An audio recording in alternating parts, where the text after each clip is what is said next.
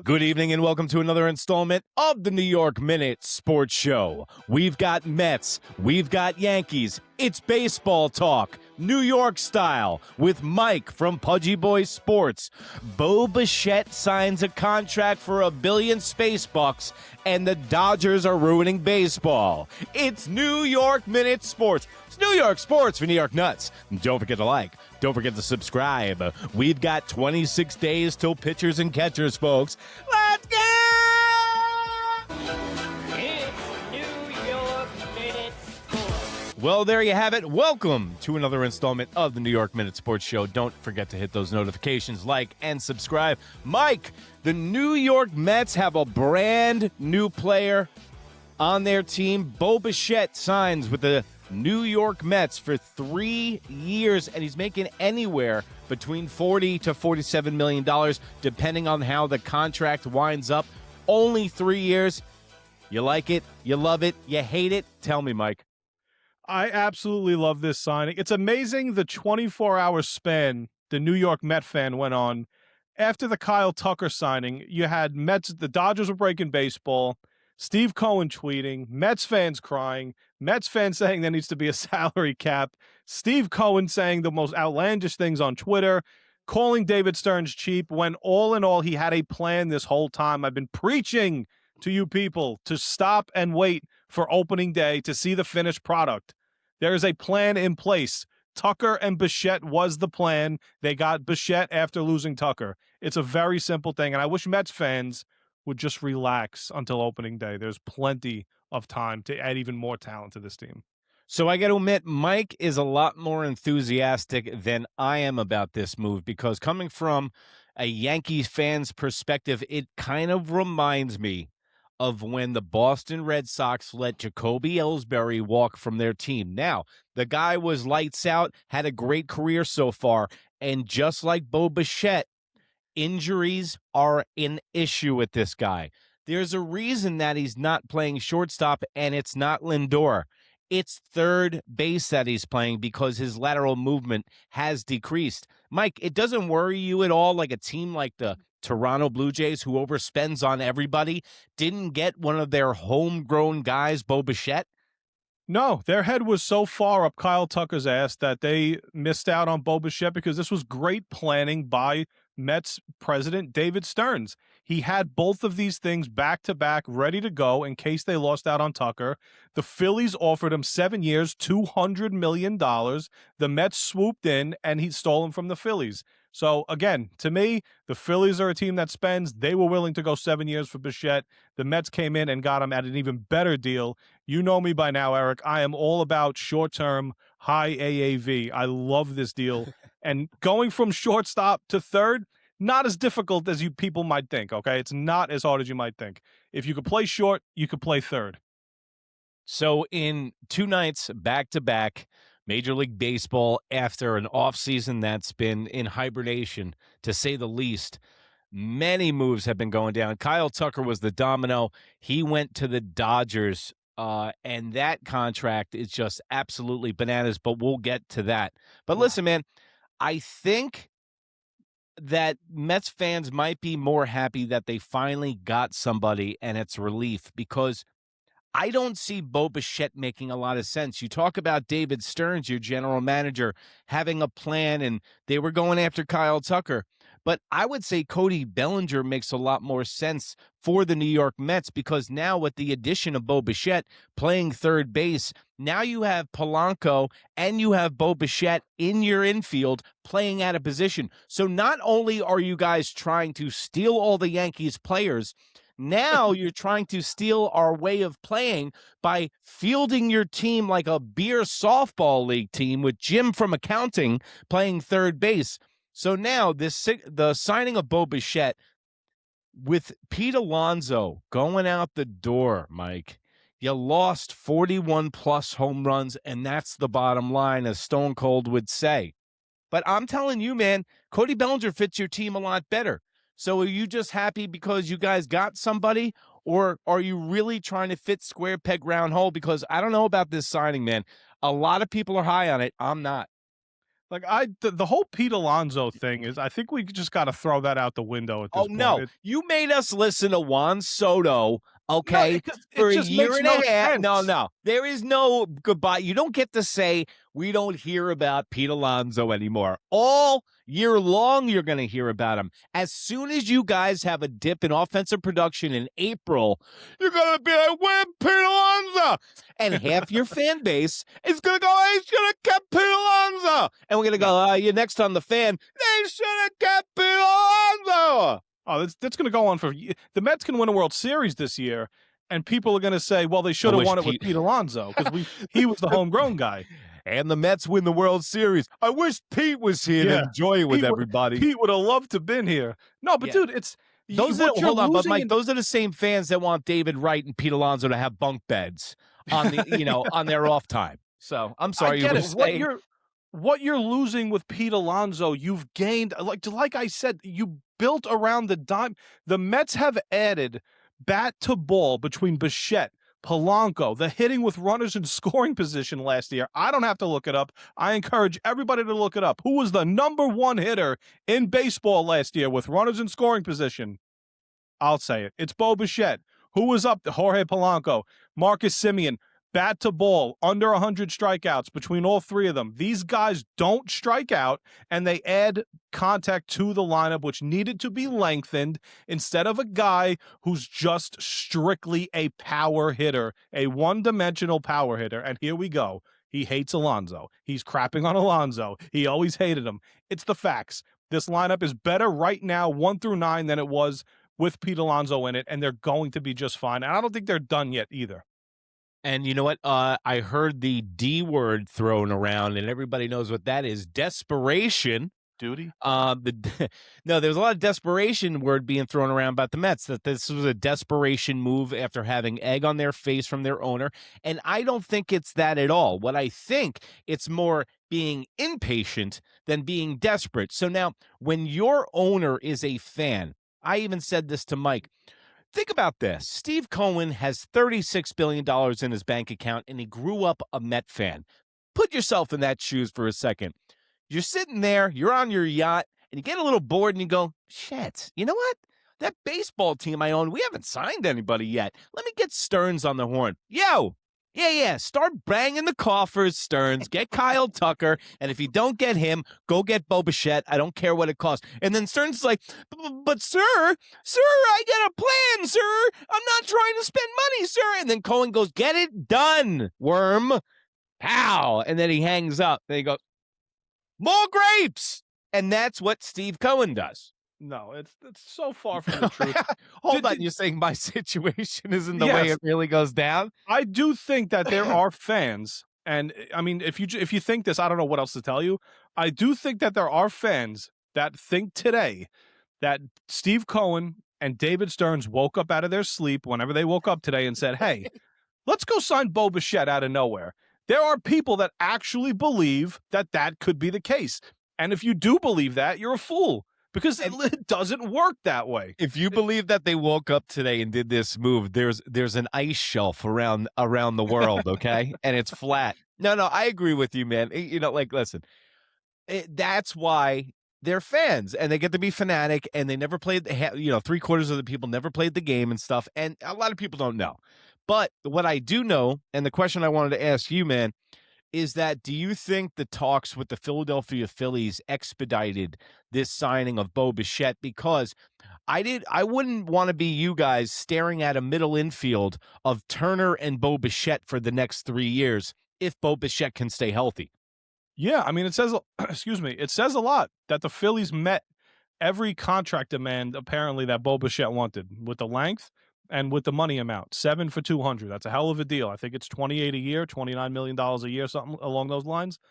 And the Mets were able to come in and put this deal together and get the guy that they wanted.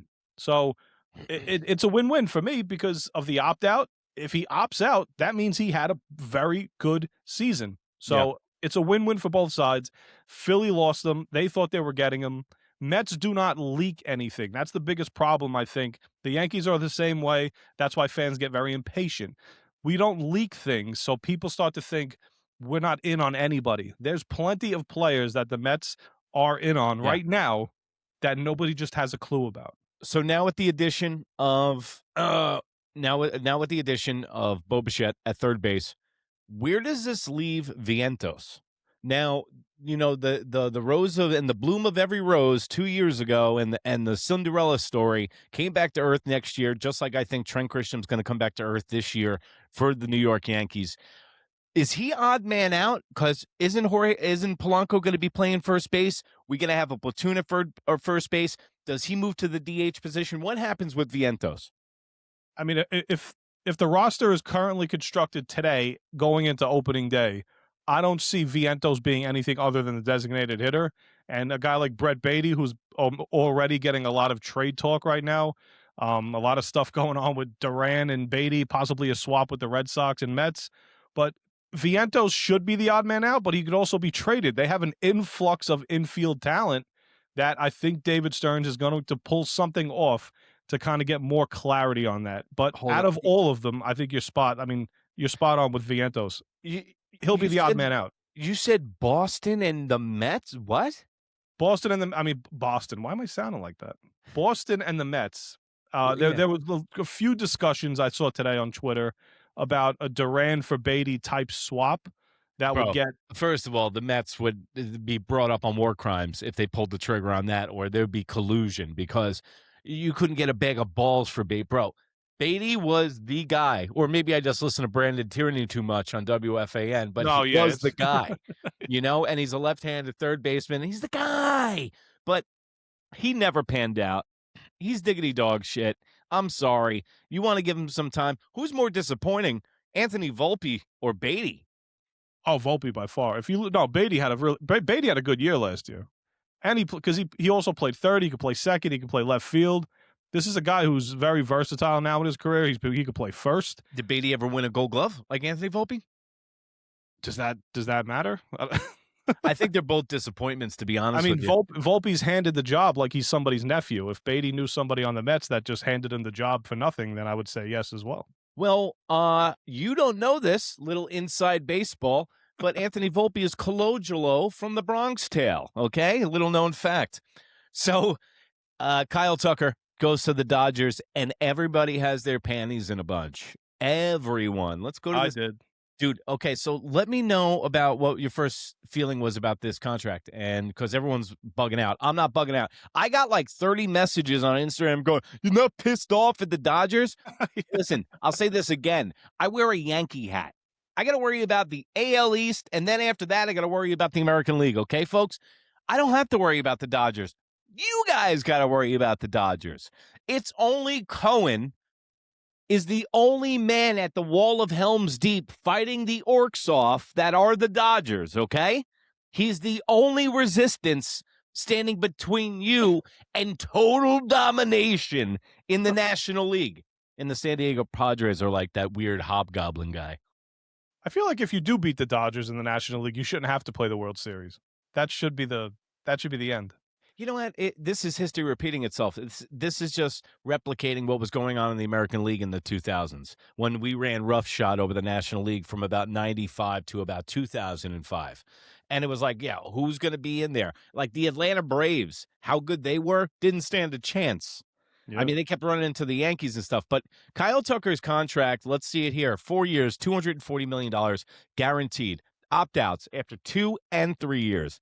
$64 million signing bonus, $30 million deferred, $57.1 million a year in net present value after factoring in deferrals and record by $6 million. Not to mention, they have to pay $121 million in luxury tax for Kyle Tucker a year. So you got to remember the tax code in LA is the worst in the country, right? Not to mention, there used to be, it just expired on the books congressionally, was that owners of franchises were getting tax discounts, and they're not getting it this year. That might be why Hal is kind of sitting on his hands also, because he ain't getting that tax write-off anymore. So now the Los Angeles Dodgers, like, you think that they're spending a lot of money up front with these deals, Mike? But in the back end with the luxury tax, like, for instance, Blake Snell, when they signed him for $41 million or about $38 million. It wasn't $38 million. The whole ball of wax was $98 million just to get him last year. So good for baseball, bad for baseball. What do you think is going to be the ramifications from a contract like this? I'll take you quickly through the timeline as a Mets fan last night. Who I was going, you're going back and forth with Blue Jays, Mets, Blue Jays, Mets, Mets, Blue Jays. That's all you heard for Tucker. Yeah. Everybody didn't, the Dodgers were kind of laying in the cut. Nothing was happening. The Steve Cohen tweet comes out about the smoke or the reference to the Pope, and which was a very dumb tweet by the owner. Mets fans started going crazy because they think, oh, Cohen just kind of broke some news here. Yeah. Never happened. He goes to the Dodgers. Surprisingly, through 2 years, the Mets offered him more money, which he turned down to go to the Dodgers. So this contract, it's really sickening to see a contract like this for a player like Kyle Tucker, who's now making what, 10 million more than Juan Soto and 20 million more than, 20 million more than Aaron Judge. Dude, I said it on my show today. If I was Aaron Judge, I would be knocking on the door of my boss today and be like, "Hey, listen, man, we need to go to arbitration, and I'm tired of seeing people make $21 million more than them." And that brings me to my Yankee point: is that there is a respect tax and a respect kind of salary cap and a self-imposed on the New York Yankees. Yeah. As you notice, Max Fried is the second highest paid pitcher. His contract goes right up to $36 million, stops at Garrett Cole's. Then you got a guy like Cody Bellinger. I don't want him making more money than Aaron Judge. It's as simple as that. And now with these two behemoth contracts and Bregman going to the Cubs, the price only went up on Cody Bellinger. And I still think at the end of the day, like I predicted, all the way back in December about Kyle Tucker going to the Dodgers and also Cody Bellinger becoming a Met. I think that the Mets are not done. I think they're going to get a corner outfielder, and that just would leave the New York Yankees in a lurch. Let me ask you, because I don't want him for 5 years, dude. I don't want Cody Bellinger for 5 years. Again, I will go short term. I will go That 3. is short term, bro. He's looking for 7. You want 7? I would go 3, 120, 40 a year. And again, that number is fat. That number is inflated, but it's short term, and that's exactly what I would want to do. So I don't want him for 5 years, but I disagree a little bit. I do think he winds up back with the Yankees because I don't see another team matching it. So before any of this even went down, he was demanding $37 million. And where do you think that it's supply and demand? Where do you think that number is going to be? Bro, I would not be surprised if you wake up tomorrow and the Mets give Cody Bellinger $50 million a year. For 2 years, I'm okay with that. That's 3 years. No. I'm talking about like a mega deal because I think they can afford it. They can afford it. Money's not an issue. They have a casino showing up, but also, it doesn't bode well for your franchise. It's not about the money. It's about the length.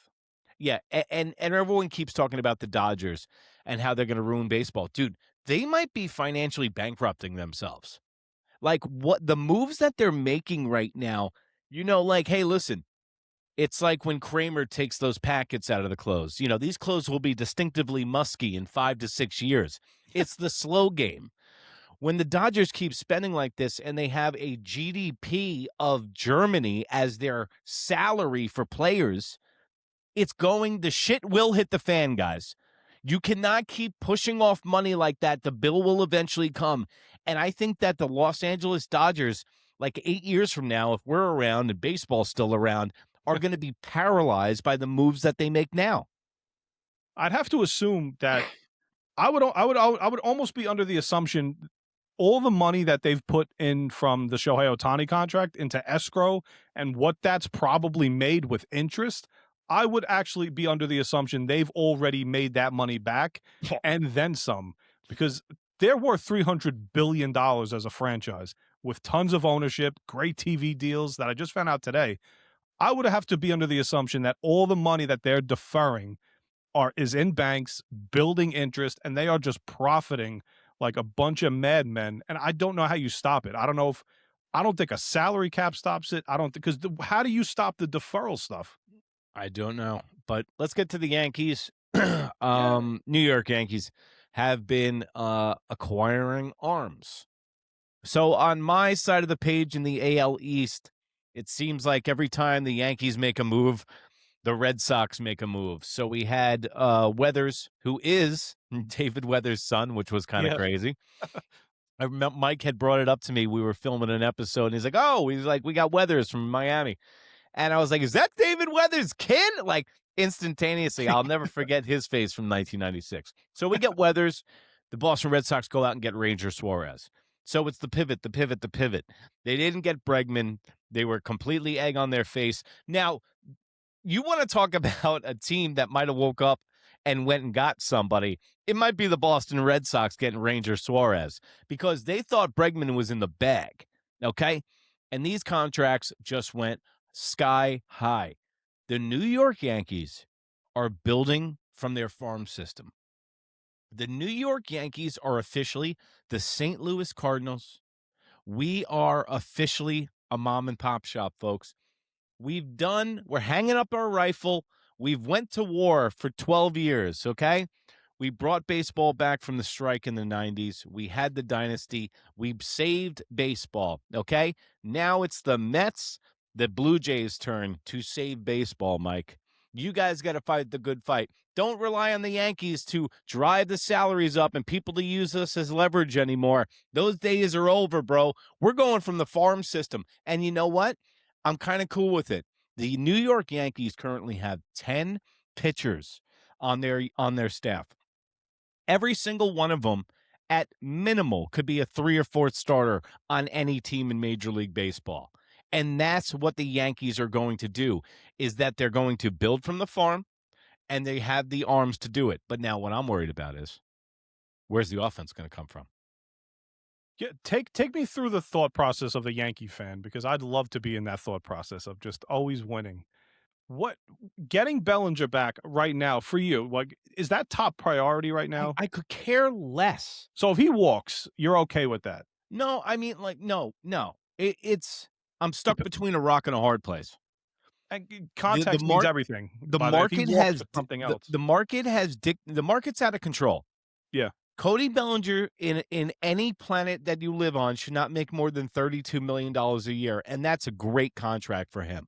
Okay? Yes. He is the belle of the ball in a terrible free agency year where now everybody's waited so long that everyone's getting nervous, and now it's a game of musical chairs, and they're willing to overpay for it. And these guys know that they got him by the short and curlies. Bellinger is waiting for everybody. Either he's on 725 milligrams of live resin and he doesn't even know free agency is going on, or he's crazy like a fox and he's been playing the New York Yankees like a fiddle to drive up the price to go across town to the New York Mets. What is going to prove otherwise from the last things that happened since Juan Soto, since all these guys leave and go to Queens, because it seems like it's a better atmosphere maybe, or, Cohen's going to spend the money and they know that. So, hey, as a Yankee fan, all I know is that leading up to this season, the Yankees are going to the farm. You're going to see Jason Dominguez. I don't know if they believe in Spencer Jones. 30 Jackson AAA, 6'7". They called him the left-handed Aaron Judge. The guy strikes out 200 times a season.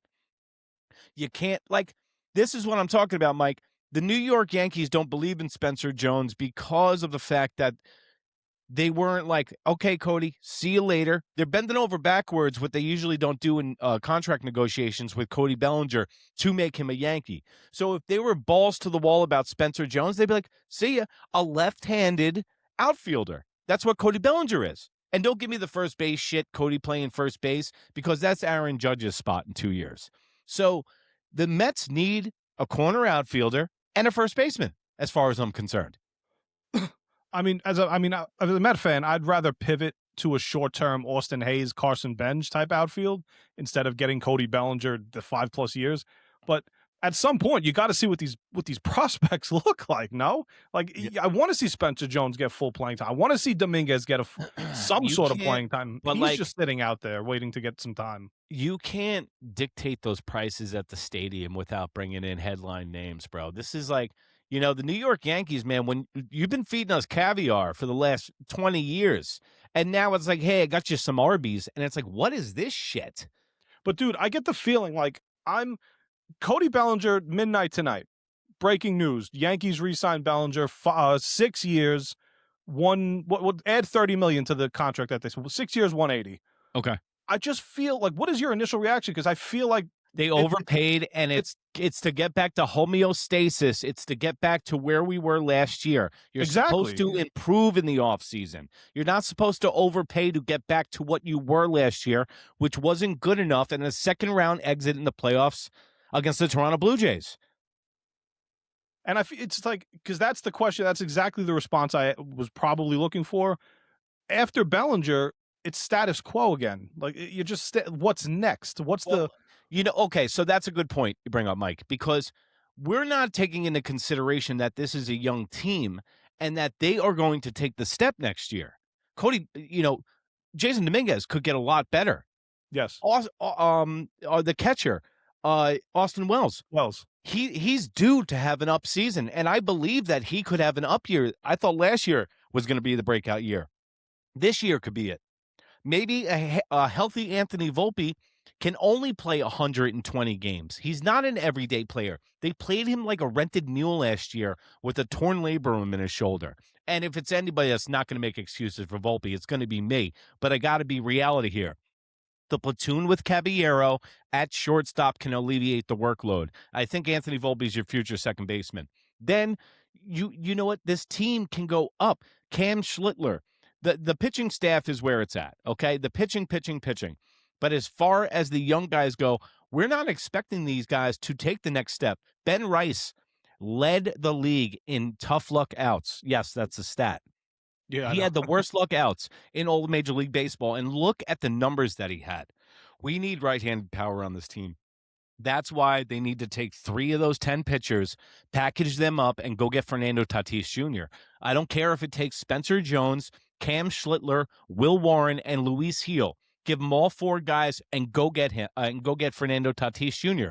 Right-handed bat can solve your corner outfielder and your shortstop position overnight if things get bad.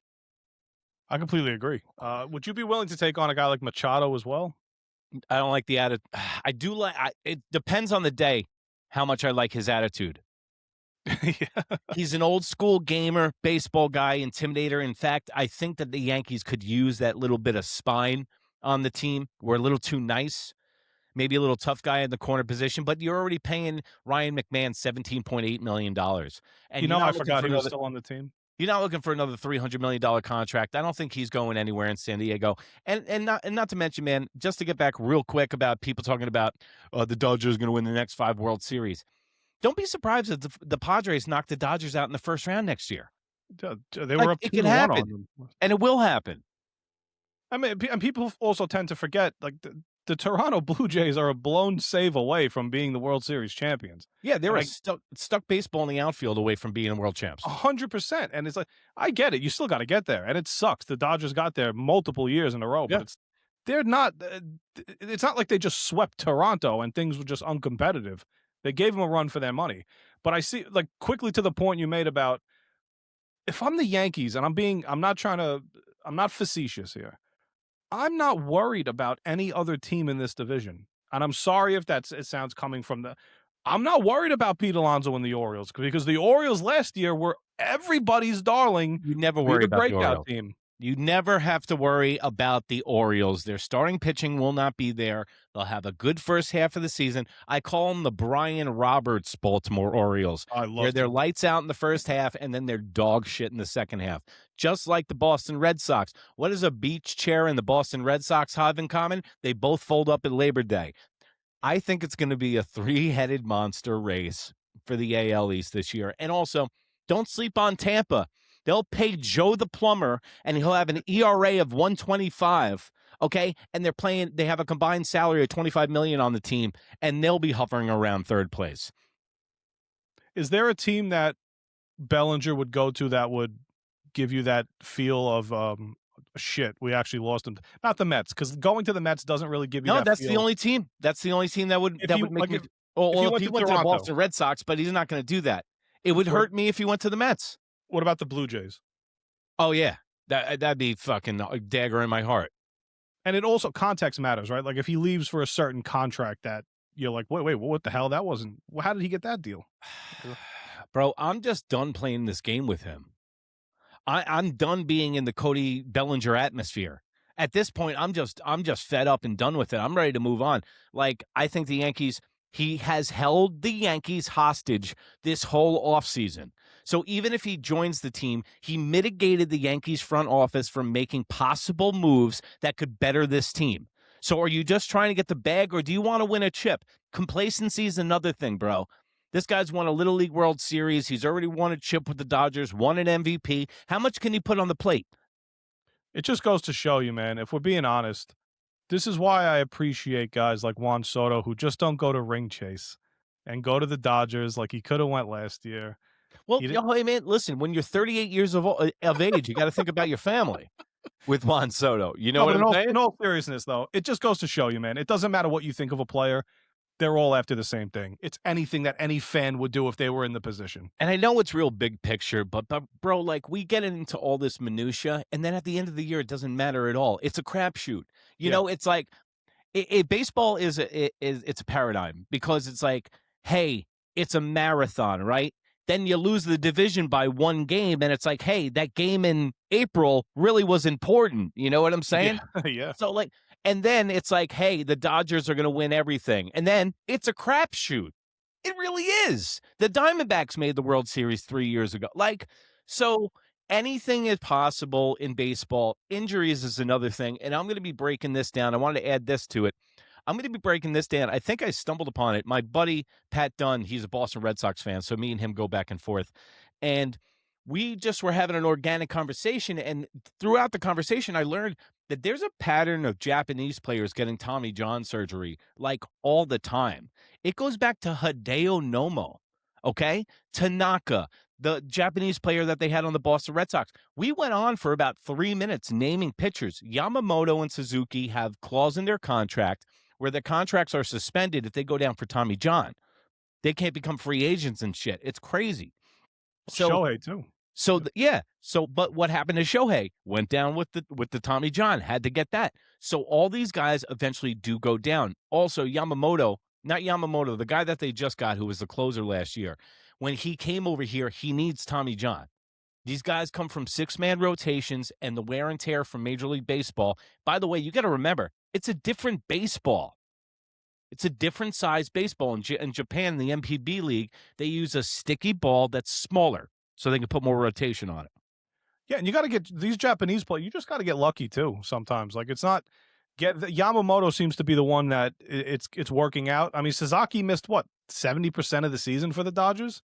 Yeah, and they come with big price tags too. And they turned him into a closer, dude. He was a starter. Yeah, remember, not the Yankees' highest point. When we got Hideki Arabu from Japan, he was the Japanese Rocket, and George Steinbrenner called him a fat toad on the front of the Newsday. Okay, they were like, "What's your first feeling about Hideki Arabu? He's a fat toad and needs to lose weight." That's when the Yankees were the best. When George. I mean, listen, they built their dynasty when George was suspended from baseball, but at least we had some entertainment, and we would have got everybody if he was still around. I know that's like a really, passe kind of like, if the boss was around, we wouldn't be doing that. People love to say that, but like, it's true, man. The Yankees aren't the Yankees that you grew up with. Not even just getting players in free, just guys being held accountable. If George Steinbrenner was alive, I mean, Boone would be gone. Multiple guys, LeMahieu would have been cut after year 2. Multiple guys. It's just not just keeping the boss, getting him alive is not just a matter of getting free agents. It's the accountability and the fact that you were clinching your ass when you were around him as a Yankee player and a Yankee manager. You knew, I better straighten up here because I could be dealt in a minute. You know what I think it is? I think that the Yankees have a lot less room for mistakes that the Mets and the Dodgers do. For instance, they're staring down the barrel of a strike, okay? They're still feeling the reverberations from the pandemic season because Hal just makes his money from baseball, okay? So what I think the Yankees are doing, first of all, the Yankees front office is not dumb. Let's get over that hurdle, okay? Please, yes. Like they're crazy like a fox. So what I think that the Yankees are doing is they're approaching this strike and a possible salary cap to approach this the proper way, because I don't know how it's going to go down. I have a feeling a lot of teams are going to be caught with their pants down when the salary cap hits, and they're going to have to do all this shucking and jiving with their contracts. The New York Yankees during the trade deadline got guys with 2 to 3 years of control. Duval, Bednar, Caballero, all these guys. The Jazz Chisholm trade a couple years ago. They got all these guys on 3-year terms. So indirectly through the trade deadline, you know what? The Yankees might just hit up the first half of the season with pitching, reassess the situation during the trade deadline when people are sellers, and then they stock up again, because that's the second offseason part 2. And I don't want the New York Yankees overpaying for people. I'm cool with the job that they've been doing. If they don't get Cody Bellinger, you know whose fault that is? It's Cody Bellinger's fault. And yeah, it's greedy. It's the greedy agent that you're dealing with, that both of our teams have been dealing with now for a couple of years, and it's Cody Bellinger, who I wonder what these players actually think sometimes. Like if they're just saying get the deal done, and Boris is like, no, we got them by a barrel. We're not signing anything. I don't think they think like us, man. I think Yeah, I know. I think we put our 9-to-5 context on it and our working class stiff kind of Yeah. a vibe on it. These guys don't even. I bet you Cody Bellinger is one of those dudes. Wake me up when you're done debating, and just call me when you got something good. Like Literally. he's definitely I let my agent deal with that, and acts like the lost boy in the woods routine. While the whole time he's maniacal, and he's using the Yankees as leverage to go sign with the New York Mets. And like, I mean, I think both of our teams, although yours is a lot more consistent, both of our teams needed a little bit of a reset in terms of my team with the core, your team with some of the salaries that are being allocated. Yeah, we needed to get rid of getting Josh Donaldsons of the world. We need to see what our farm systems are all about, and there's nothing wrong with that. We want an all-star at every position. I get it. You want them. You want to pay, but free agency is meant to plug the holes that your prospects did not come to be. Yeah. Free agency is not meant to fill every position. I just think it's hard for the Yankee fan to transition to it. You got to remember, man, I grew up with the years of Ricky Leday, Shane Spencer, all these guys that were the next up-and-coming guy. They would have one prospect a year. So from when I started watching the New York Yankees in like 88, all the way until like Robinson Cano, Changming Wang, okay? Like, I know you had the core guys and that they got brought up, but post that, the only positional player that they brought up, Brian Cashman did, was Robinson Cano. And that was just because of injury, and it was like, holy shit, who's this guy? Changming Wang, he surprised everybody. I didn't even think that the Yankees knew that they were going to get the production out of him, and then he got hurt with that stupid base running mistake in Arizona. But the New York Yankees have never produced really, like, Aaron Judge is an aberration. He's the exception. He's not he's not common. But the New York Yankees, I always use this example. It's like European soccer.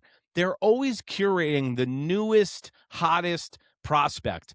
And that has some allure to it. But when you charge $21 for a beer at Yankee Stadium, you don't want to watch a guy develop. You want meaningful games. You want home runs. You want watching superior athletes perform at a high level. You don't want to watch Jason Dominguez play outfield like he's on roller skates and blindfolded. No, yeah, that's why I think both of the Yankee fans are panicking right now. I mean, I get it, but I think they're going to be just. I don't fine. think they should panic, because if it's they're a 90-win team right now, I think. If it's anything that we know, is that Brian Cashman is the Mike Tomlin of GMs. Okay, lock us in for 87 wins next year, and then we'll see where we go from there. The pitching that, listen, man, it's a big transition. Like, we're not getting the big ticket guy anymore. We're building from the farm. Like, no one is talking about the fact that Brian Cashman has set this team up with one of the greatest pitching staffs in Major League Baseball when you have 10 guys like this, bro. I mean, think about this for a second.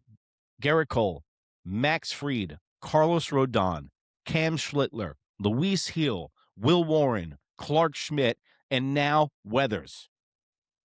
Like, are you kidding me? So now we're the Bronx Bombers, and now we're mitigating runs. Yeah. but they don't teach anyone defense. All they do is teach launch angle and fucking stupid shit in the farm system, and they're already, they got to correct the ship. So all these guys that are coming out, you see it. Anthony Volpe can't field his position. Jason Dominguez, I heard he was a 5-tool player. Yeah, I think that 5-tool term gets thrown out way too often around the league now. Yeah, well, it's so funny. That's what they said about Bo Bichette, and I had a J fan on the video that I just posted and goes, he's a 1-tool player, and he's injured all the time. Are you talking about 2-time batting champion Bo Bichette? Do you think, I have a question, and we'll end it on this. Do you think that Bo Bichette will be on the injured list at one point this season? The odds are in your favor to say yes. I would assume I would put him at 140 games he'll play this year. That's pretty good. Looking at his career, he's played 139 plus in 5 of 7 seasons. I just want to know what happened with the Toronto Blue Jays and why they don't want this guy. That's a good question. Yeah, it would keep me up at night. But what doesn't keep me up at night is the fact that the New York Yankees are building from the farm system. I believe in Brian Cash. And Mike, do you want to leave the Met fans with a positive note from today? Yes. Like Eric just said, you want to know why the Blue Jays didn't want Bichette. Let's apply the same logic to Pete Alonso. As I sign off here, there's a reason the Mets fan didn't want Pete Alonso. It's the same logic. Guys, we're going to be fine. Yankee fan, Met fan specifically, we still have so long till opening day, and there's so many things that could get done. Stay the course. The Mets don't leak anything. Just like Bichette, nobody thought we had a shot at him. Everybody stay the course. Opening day, I'll be there. Mets, Pirates, we'll all come together, and we'll celebrate beating Paul Skeens' ass that day with a brand new team. And I'll be looking forward on opening day. I think it will be the 26th straight opening day in a row other than the pandemic year because we weren't allowed there. But I just want to let you guys also know that me and Mike are going to be doing a Mets and Yankees show on Mondays right here on New York Minute Sports, and it's also going to be on his channel. And we're going to just talk sports talk because we loved the WFAN growing up, and now we got to replace them because we're talking New York sports right here. We got Jets, Giants, Knicks playoff run. They lost 6 out of 10. What's going on with the Knicks? We got a rolled ankle from Brunson. Ja Morant needs some veteran leadership. Perfect place at MSG. Will Mitch Robinson get moved? The New York Giants, they got Harbaugh now.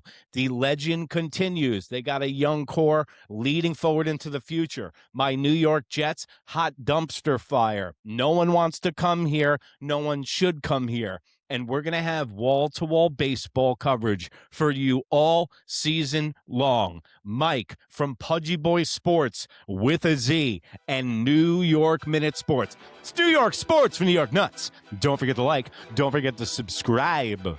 And remember, if you can't be good, be bad, baby. Good night, Canada. Bye.